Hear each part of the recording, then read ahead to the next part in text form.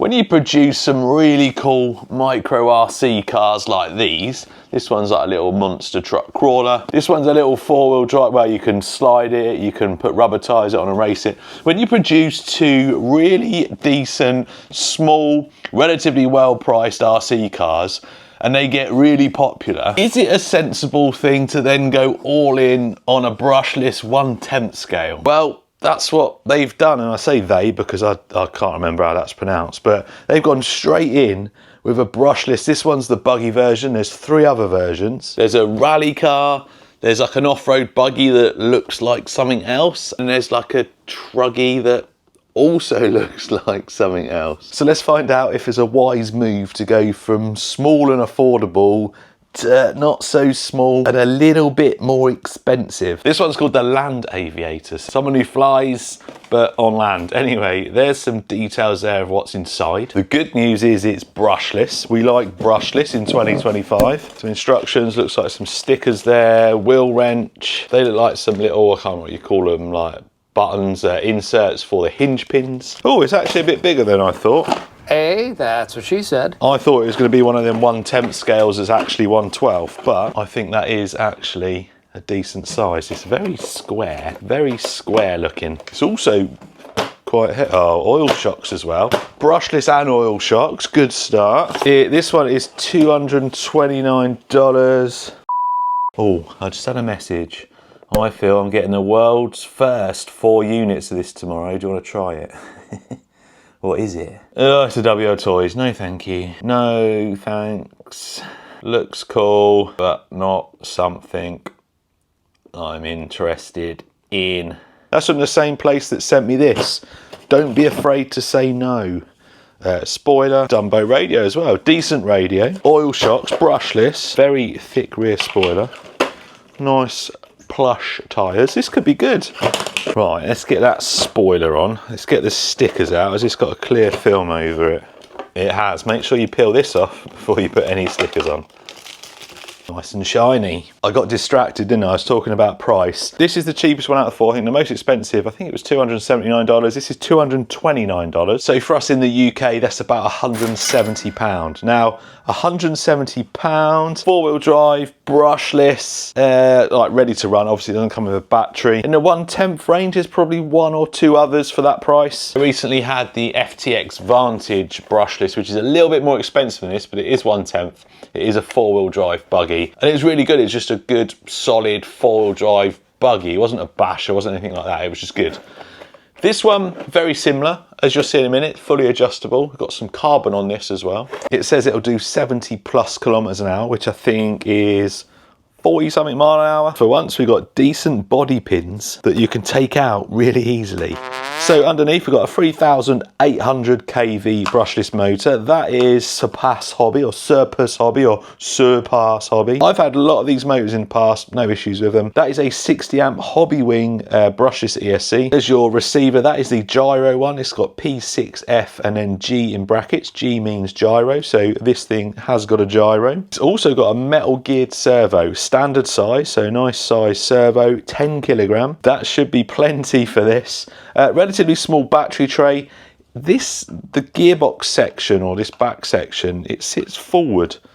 You got all this space behind here. I don't know why it's like that. It's like, seems a bit of wasted space back here. You could have had a longer battery tray. I mean, it might be for balance, I don't know, but that's a little bit strange. Carbon fibre shock towers, full metal big bore shocks with adjustable collars, and they do feel very nice. We've got anti-roll bars or sway bars in there, adjustable camber, adjustable toe, another little carbon fibre bit there. There is a fair bit of slop in that steering, so maybe a little bit of adjustment in there. Just does feel a little bit wobbly. And I just realised something.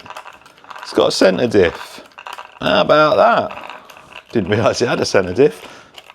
The diffs do feel like they're maybe sealed. You can tell the difference when something's got grease in it and oil, and that does feel a bit smoother. I'm not going to take it apart to check, but it does feel quite smooth. So just a basic flat chassis underneath, nothing fancy about that. The A-arms do look quite shiny, and historically, shiny plastic tends to be brittle. It might not be, but in my experience, if something's like a really shiny plastic, it's usually a little bit brittle. But what do I know, eh? CBDs? CBDs up front and at the rear, I think, and it's got bearings all round. I think we should get a 2S charged, we should get a 3S charged. I'm just going to see how fast it goes and then give it a bash about. Right, steering, check. Not super fast. Wheel speed. That's 2S. A little bit of a trim needed out of the box. Right, so this run we're not looking for 70 kilometers an hour. We are looking for, well, I don't know what we're looking for. 70 kilometers an hour is on 3S, like it says on the box. It says use 3S. At least with a Dumbo radio, we know we've got a bit of distance. Goes all right though. So 32 mile an hour, which is 51 kilometers. Yeah, this is going to do over 70. Right, I want to get this trimmed up perfectly straight. 3S definitely blows that diff out. Still need a little bit of correction on the steering, but that is fast. Anyway, 75 I reckon. Whoa, whoa, whoa, whoa, whoa. 79, wow. That's like, is that 50? It's not far off, is it? 49. Let's see if we can get 50.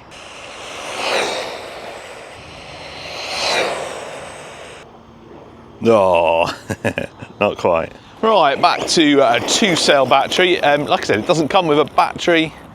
You can run 2S and 3. The motor was a little bit hot after that 3-cell, you know, a few passes at speed, but I'm not sure if that'd be an issue on terrain like this.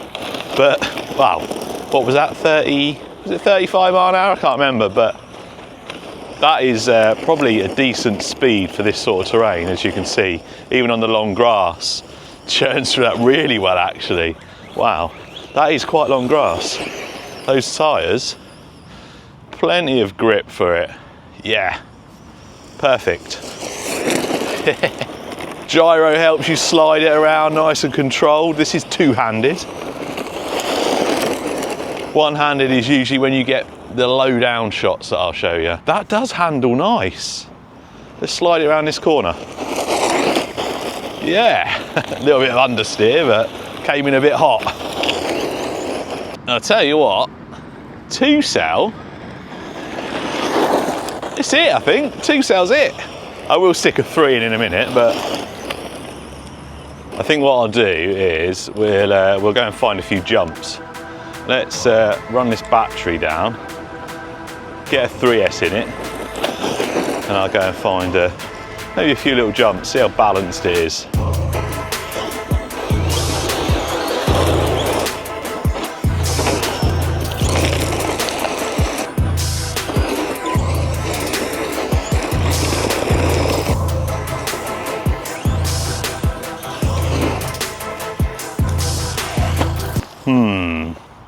That's 2S. Wonder if we can clear it on 3. Right then, let's try and clear this on 3S. This is going to check the balance out. It was fine on 2. Bit more speed now. I reckon it'll clear it. Oh, easily. Really well balanced as well. Really well balanced.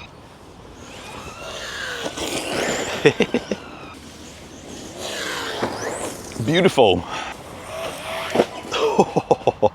My first roll.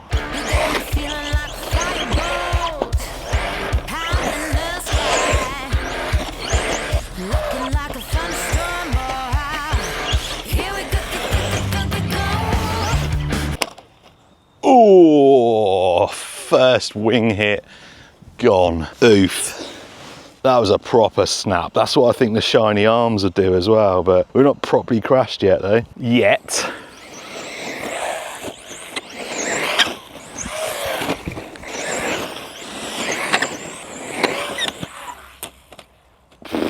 And there's the other bit of the wing. So they definitely need to work on their wing material. It's not the first RC car I've had that's had a weak wing. There's been a few. Ah, LVC. I'm not sure I've tested it enough. I think we need to charge a battery again and give it some proper jumps. My plans have been scuppered. Just come back to clean it up, charge a battery, find a replacement wing, and then go and do a few more jumps and just see how it held up. And I noticed it was sitting a little bit low at the back. And then I noticed the shock tower was facing forward. Carbon fibre doesn't bend. The top of the diff housing has snapped. And I bet if we take these shocks off, the whole thing is probably going to fall off. It's not completely fallen off, but you can see right into the diff there. The good news is the diffs do look quite good quality. It's not super common, but it's not the first buggy I've seen that with the exposed shock tower bolted to a plastic diff housing. It's not the first one I've seen that has got that issue. So going from these really cool, cheap little drifters straight into a brushless 1/10 scale buggy, props to them for doing it. Obviously the success of these, they were able to pile a little bit of money in to try some other stuff. The wing braking and that just tells me they need to maybe work a little bit more on the plastic quality and maybe think of a solution to support this bit. Even with decent plastic, that's a hard one to sort out. When you land like that, the forces going through there is quite a lot. So like I said, it's not the only buggy I've seen do it, and it's probably not gonna be the last. Awesome to see them trying new stuff. Obviously this is their first attempt. The others that have got this area kind of protected are probably not gonna have that problem. This was actually, up until this point, I was really impressed with this.